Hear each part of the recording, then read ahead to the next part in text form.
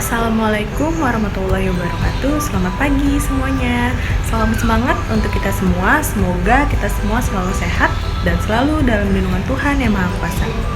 Pada video pembelajaran bahasa Indonesia hari ini, kita akan sama-sama membahas dan mempelajari materi mengenai teks anekdot. Sebelumnya kalian sudah pernah tahu belum teks anekdot itu seperti apa sih dan bagaimana sih membuatnya? Nah, sekarang kita akan membahas dan mempelajarinya bersama. Berikut penjelasannya. Halo semua, di materi kali ini yaitu materi teks anekdot ada 2 kompetensi dasar loh, atau biasa disebut KD. Nah, KD yang pertama ada KD 3.5, terdiri dari pengertian teks anekdot, isi teks anekdot, ciri-ciri teks anekdot, dan tujuan teks anekdot. Lalu KD yang kedua yaitu KD 3.6, terdiri dari struktur teks anekdot dan kebahasaan teks anekdot. Tujuan pembelajaran kali ini adalah agar semua siswa mampu menganalisis teks tersirat dan teks tersurat dalam anekdot.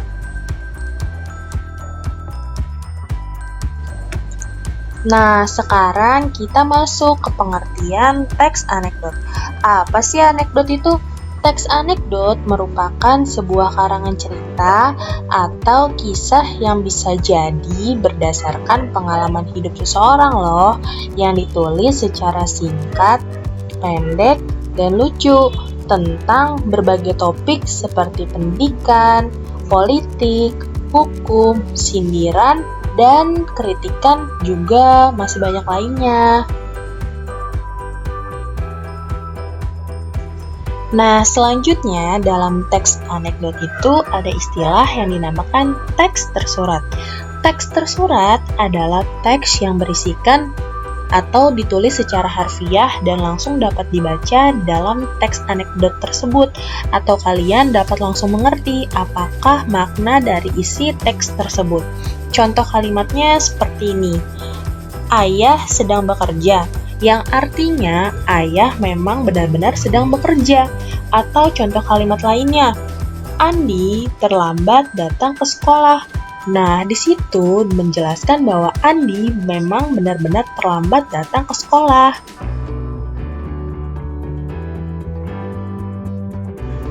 Nah, selanjutnya dalam teks anekdot ada istilah yang dinamakan teks tersirat. Teks tersirat adalah teks yang berhubungan dengan situasi dan kondisi masyarakat pada umumnya, berisi pesan moral yang ingin disampaikan kepada para pembaca. Biasanya pesan moral yang terkandung dalam teks tersirat ini memiliki kebenaran universal loh. Nah, teks tersirat ini lebih sering dikenal mempunyai makna yang tersembunyi di balik teksnya itu sendiri atau kalimat itu sendiri. Contoh kalimatnya seperti ini: ayah sedang membanting tulang. Bukan berarti ayah benar-benar sedang membanting tulang, melainkan ayah sedang bekerja keras. Nah, contoh kalimat lainnya seperti ini: Andi datang ke sekolah di saat matahari sudah di atas awan. Nah, itu bukanlah arti kata yang sebenarnya, melainkan Andi terlambat datang ke sekolah.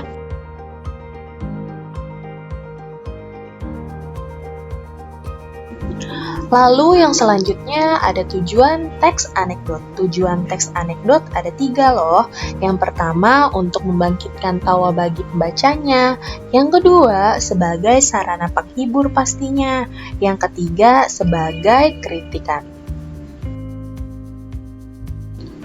Setelah itu ada ciri-ciri teks anekdot.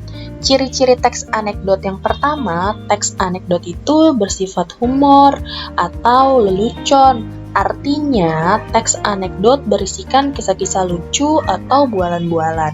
Nah, yang kedua, bersifat menggelitik. Artinya, teks anekdot akan membuat pembacanya merasa terhibur dengan kelucuan yang ada dalam teks tersebut. Yang ketiga, sifatnya menyindir. Yang keempat, bisa jadi mengenai orang penting. Yang kelima, memiliki tujuan tertentu pastinya. Yang keenam, kisah cerita yang disajikan hampir menyerupai dongeng.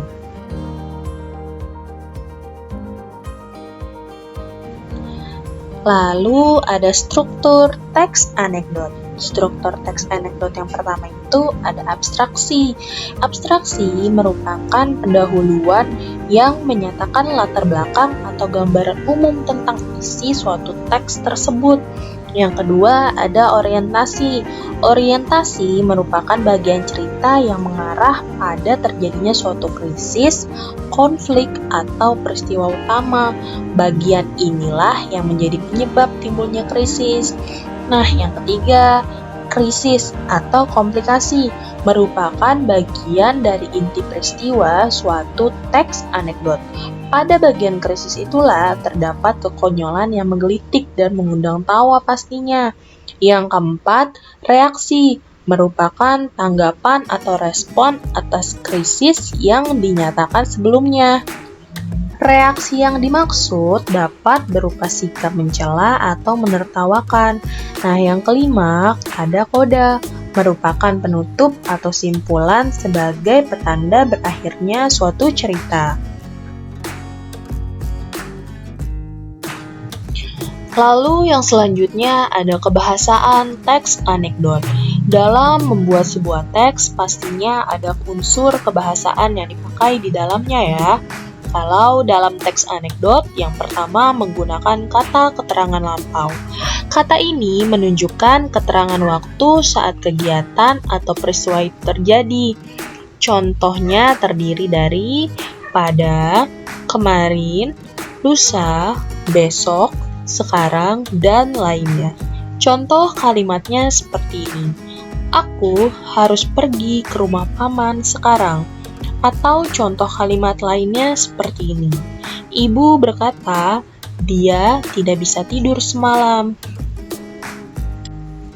Yang kedua, dalam kebahasaan teks anekdot, ada menggunakan kata penghubung. Kata penghubung yang kedudukannya sederajat atau setara terdiri dari beberapa hal. Yang pertama, menggabungkan biasa, terdiri dari dan, dengan, serta. Yang kedua, menggabungkan memilih, terdiri dari atau. Yang ketiga, menggabungkan mempertentangkan, terdiri dari tetapi, namun, sedangkan, sebaliknya. Yang keempat, menggabungkan membetulkan, terdiri dari melainkan, hanya. Yang kelima, menggabungkan menegaskan, terdiri dari bahkan, malah, lagi pula, apalagi, jangankan. Yang keenam, menggabungkan membatasi, yang terdiri dari kecuali, hanya. Yang ketujuh, menggabungkan mengurutkan, yang terdiri dari lalu, kemudian, selanjutnya. Yang kedelapan, menggabungkan menyamakan, yang terdiri dari yaitu, yakni, bahwa, adalah, ialah. Yang kesembilan, menggabungkan menyimpulkan, yang terdiri dari jadi, karena itu, oleh sebab itu. Lalu yang kedua ada kata penghubung yang menghubungkan klausa dengan klausa yang kedudukannya bertingkat dibedakan sebagai berikut. Yang pertama ada menyatakan sebab, terdiri dari sebab dan karena. Yang kedua menyatakan syarat, yang terdiri dari kalau, jikalau, jika, bila, apalagi, dan asal. Yang ketiga menyatakan tujuan yang terdiri dari agar dan supaya. Yang keempat menyatakan waktu yang terdiri dari ketika, sewaktu, sebelum, sesudah, dan tatkala. Yang kelima menyatakan akibat yang terdiri dari sampai, hingga, dan sehingga. Selanjutnya menyatakan sasaran yang terdiri dari untuk dan guna.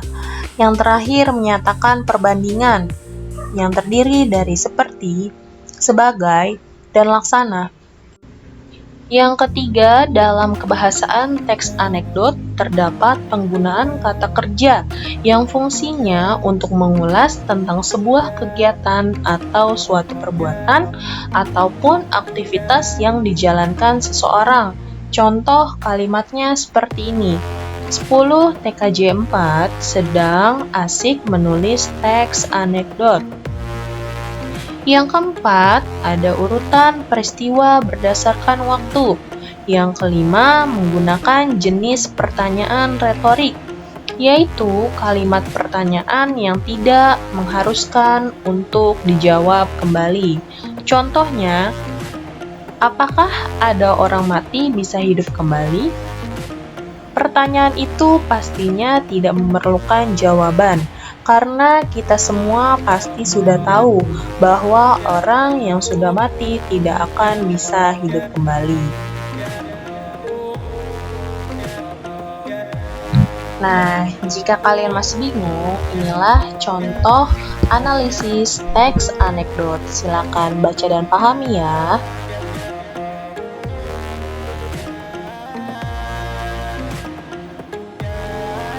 Setelah ini, kalian tetap harus mengerjakan tugas ya. Silakan cermati tugasnya, lalu kerjakan ya.